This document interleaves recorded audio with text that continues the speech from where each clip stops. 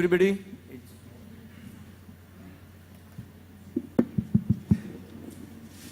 good morning everybody.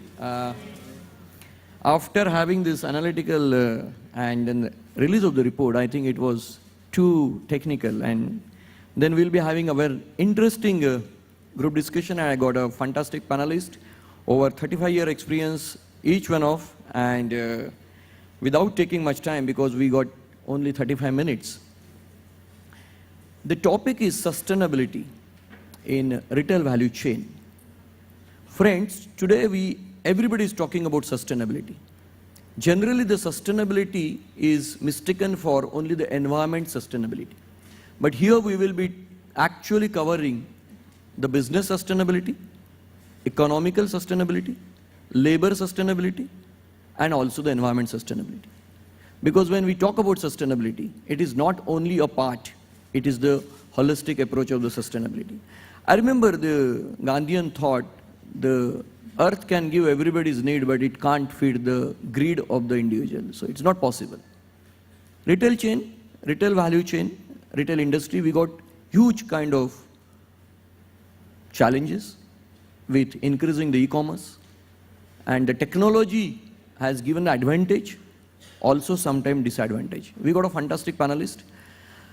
I would request the first panelist, I would request Shri Radhakrishnan sir, CEO, Grocer Max, with your 30+ year of experience, would like to understand from you, when we talk about sustainability, which is actually last 10 years thought, but how you see this retail industry is growing when you start actually from the Kirana, and what are your takes on the economics and the social aspect of this sustainability through technological intervention. Can somebody help on the mic, please? Yeah. I will come this. I think this is working now. Can you hear me behind there? Is it okay? Yeah. Yeah, it's okay. Can you hear? All right. I think that's better. By saying 35 years of experience, you've actually let out my age, so I'll actually live with it.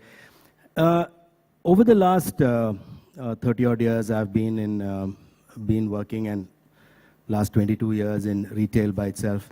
I've seen a sea change in the way relationships have actually moved, and I believe that's because of technology. Technology, I don't think we need to complicate it much. Even a process of doing something is technology at one level. There are three words I'd like to use which defines this change that has happened. One is the ecosystem. The second word I'd like to talk about is sharing, and the third is balancing. In any business, we have multiple stakeholders. In an environment where there's not much transparency, one of the stakeholders tends to garner more power than the other, and I believe that sharing doesn't happen the way it should. I've been engaged in the fruit and vegetable and commodities purchase for a very long time, and I have seen this happen, that the moment information is available, there is a breakdown of cartels and the breakdown of power at several levels. There is an equalization and a balancing that actually happens. I set up a consolidation center in Hoskote in Bangalore. And later on, when I used to be in Reliance, we set up several villages from where we used to buy fruit and vegetable, and in Future Group as well. In one of the villages, which is only about 60 kilometers away from Azadpur Mandi in Delhi, we set up a consolidation center. And very strangely enough, 50 kilometers are not too much of a distance when you have highways. But the farmer used to come and supply the goods to us, and when we had to pay him the money, he used to say that, no, you keep the money, I'll take it when I need it. The consolidation center also became like a bank, because he didn't have money himself because he didn't have a bank account. Several farmers I have met during the last couple of decades, when you give them 50,000 rupees for the first time in their life, they're seeing so much money in their hand for the first time. And I think technology allows you to break down some of these barriers, share more equitably. And I'm not a great egalitarian, I'm not a communist. I believe value must be shared where it should be and in the right proportion. The one who can't share value will get out of the business. So The social and economic sustainability has been brought about by technology and by sharing. Today, the revolutions across the world, the chrysanthemum revolution or the tulip revolution or the revolution in Hong Kong, and in many of the movements that are there in India, is a result of sharing of information.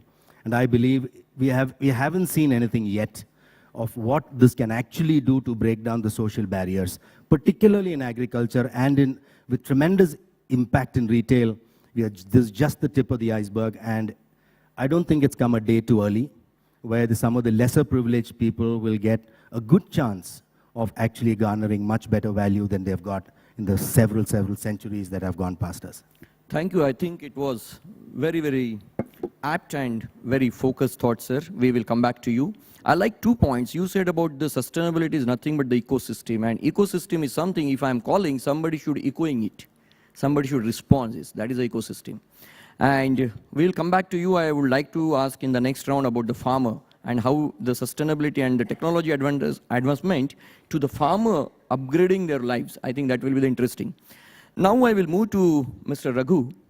Sir, you are again 34 years of experience and you are a senior vice president in Reliance, and they are one of the largest fruits vegetable buyer in India. There is no organized buyer like Reliance, and they are buying 1,000 metric ton of fruits vegetable every day and absolutely impacting so many of suppliers, including the farmer. How you see, sir, this technology has given advantage and how it has actually helped in sustainability of the company and also to the vendors and in ecosystem. So your perspective. See, not only fruits and vegetables, but also milk and dairy products, if you see. We are not the largest, but we also play in that segment. The first thing that we started with, which was not very popular among the farmers, was that we had insisted that they should have a bank account. Now, if you take a large dairy chain like Amul or any of the regional dairy players, we have realized that though they have impacted the farmer families, when you look at the nucleus, the small families inside the villages, they might not have successfully taken this task of saying that you open your bank account and there is an auto credit to it when you sell the milk to us at the village. So when Reliance entered the villages, we thought through this and realized that the best way to ensure that the farmer can save his money is by seeing that the money is credited into his bank account. Otherwise, it's very easy for the farmer to spend the money that's on his hand. So I must admit that 85 to 90% of our milk purchases and a substantial part of our fruit and vegetable purchases happens through bank account transaction. So technology considerably helps sustainability. Here, sustaining farmer families as well as a business like Reliance. That's one. There is a belief that technology is anti-sustainability. Interesting. I would want you to think about it. It's a question which is occupying the minds of the greatest thinkers today. That technology is actually being played to remove sustainability from business. So I think that's a good point. I think we will take it later part. Thank you, Raghu. I think it's very interesting. I can also add to this. When I was working with SSC Agrotech some 15 years back, and we used to purchase oranges. And when we said that we'll give you a check, the farmer said, unless the Lakshmi comes in the physical form, we don't believe it has come. So that is the mindset of most of the farmers. And we are sitting in a 5-star hotel. We have not seen that kind of actually the social part of the Hindustan. And what you are saying is reality. Those who are in the purchase department, they will add and they will agree to this. Many people believe that unless the money comes in the physical form, it has not come, because they have to keep that money in the tijori. And the money which is in a plastic form is not supposed to be the money. So technology has taught them to trade in the plastic form rather than the physical form. We'll move to the next, our panelist, who is also bringing 30-odd experience of in the regulatory and legal, Gopal Naik sir. He is a Senior Vice President of Pantaloon Fashion and Retail. When we talk about sustainability, if the business is there, then only all the sustainability will be there. If business itself is in a question mark, and we have seen in recent 1 month what has happened to many big brands. So how to make the compliance sustainable to support the business? One small mistake of your non-compliant too, it could be the political, whatever, it can actually collapse the entire business, forget about sustainability. So, sir, can you throw some light on the compliance sustainability and how company should take it forward, and what are the avoidable mistakes or pitfalls? Yeah, thank you, Prabodh. I think you rightly talked about compliance. But let me make very clear that sustainability seems to be a very complex subject for everybody. But I can only say it is nothing but re-earth for tomorrow. That means what we are doing is for the tomorrow. So that is where it comes from, sustainability. We preserve all resources. Work in a manner, it is not only the social aspects, it is also economic. How do you save the cost in a company, and how do you preserve the environment? How do you ensure that environment is not polluted? See, we are in the retail sector. We are living in a highly regulated regime. We have to open a store, something like 45 to 50 various approvals, permissions are required. I don't want to say anything new now. Everybody is aware of what recently happened and what is happening till now also in one of the food industry, wherein the product has to be taken out of the shelves. So how it will affect? One is we have a food safety standards where it is supposed to meet certain requirements. Irrespective of what media says and whatever the company says, we say something different. But the fact remains that the product has gone back. When the product has gone back, one is there any recall process? There was no recall process. So it impacts. Now, how do you recall all these products? Because in India, it reaches to even from city to small villages also. So if a product is unsafe, how do you recall? It is directly affecting each one, right from in the city, up to the village. Now, when we said that, okay, we can recall, after recalling, what you will do? When the product is unsafe, what do you do? That is where the sustainability comes much more in a bigger role. How do you destroy that now? Destruction itself is another challenge for you. So the small mistake which has led to a serious consequences. In a retail industry, there are certain laws where if you don't adhere to that, it is not only the penalty, it may even lead to the prosecution. So this is a complex way of handling this. So it is directly affecting the sustainability also. This is one example. There are many examples, because when we talk about so many licenses and all we are taking, like we have child labor. In the back end, there are many places where the child labor is engaged. So our endeavor is to ensure that child labor is not engaged. And if you ask retail industry is largely women empowerment has been given. So there again comes gender equality.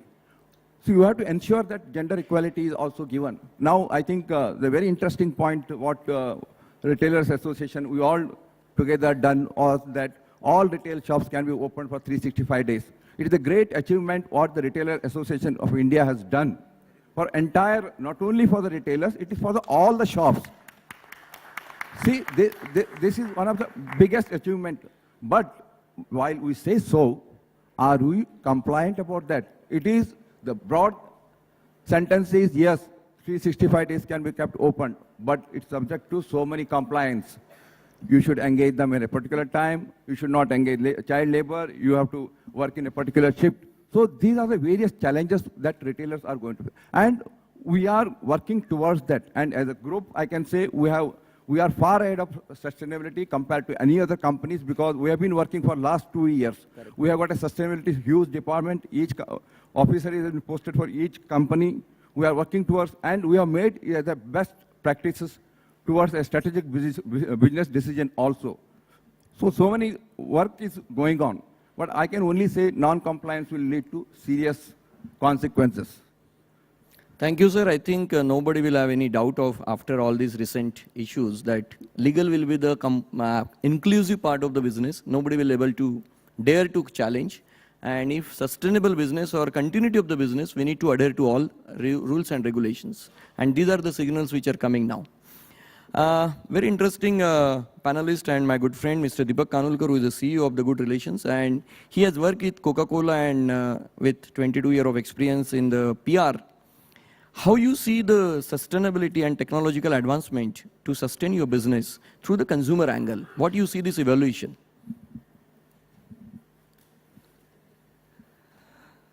See, can you hear me? Yeah. So, Prabodh, you know that I traveled. There is India and there is Bharat, first of all. So, I have traveled to about, other than the Northeast, all across the country, have traveled in the interior parts of all the districts, 35 districts of Maharashtra. About 10-15 years back, there was this word which came in vogue, state of the art. Everybody was saying we are state of the art, state of the art, state of the art. Today, I think the word or the buzzword is sustainability. So now there is a lot of chaos around the word sustainability, because I can give you an example why I'm saying what I'm saying. In, I think, 1987, connecting to the retail and the consumer, in 1987, I think the first ATM was launched in India. I think HSBC launched the first ATM. As we speak, I think there are 182,000 ATMs set across the country. Now the problem is, we're talking about smart cities and technology, but I think we need smart citizens and we need smart villages to use the technology that is provided by the companies and the government. Now, if I, taking this example forward, if I say that, you know, let us see whether how many people have used the ATM in real sense, including myself. I have never used ATM to pay utility bills. And if I ask this audience, I'm sure, you know, a very small percentage of people would have used that for utility bills. Same as with paying money in the ATM. People are not confident even today to pay. Most of them don't even know that, you know, you can pay money through ATM. So that is the problem. It's about the awareness and education that needs to be imparted. I think that is the challenge for all the players, government, non-government, NGOs, everybody.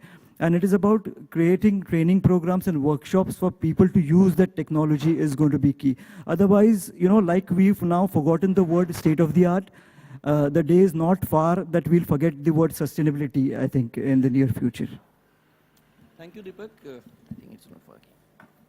Thank you, Deepak. I will now, because we have now only 15 minutes left, I will come to each of the panelists only for 2 lines. I would like to know, thanks for your actually insight on the ATM, and this is very relevant. How much we use, even the smartphone, how much of that smartphone we use, hardly for the WhatsApp messages and Facebook. The utility may be below 20%. When it comes to the business, it is very, very important that business should continue, because as per one calculation, government provides only 7.2% of the jobs.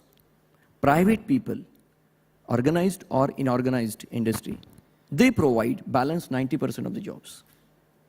So, if the private industry, if they collapse, where this new youth and the new generation will go?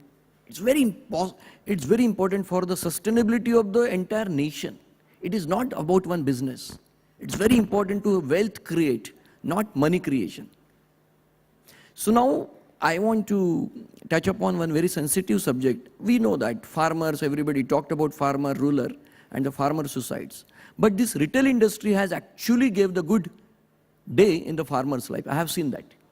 And my question next to now all the panelists, that how you see retail industry with the technological advancement sustain the lower strata of the society, which is actually the lower economical strata of the society, the farmer. So I would like to ask only 1 or 2 lines, sir. And you also touched on that water part, which is also very important. So if you can throw some light on that. Specifically about farmers, you asked about farmers. I think we have a problem which I define as the hourglass problem.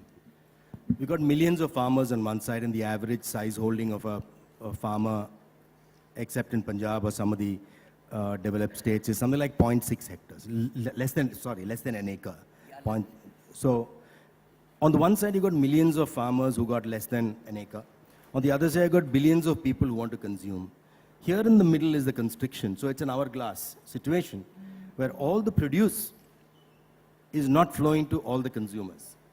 The problem is the constriction. And here is where retail growth was supposed to expand that constriction and actually make free flow of goods from the producer to the consumer. Now, if that constriction is not growing, and I can see that grocery industry is not growing for any number of reasons, I think it's going to be a problem of creating that free flow. So there is an hourglass problem. How you solve it is not the subject of this meeting. The second thing is about water. Today, farmer suicides and stuff like that is such a big problem for the government. The monsoon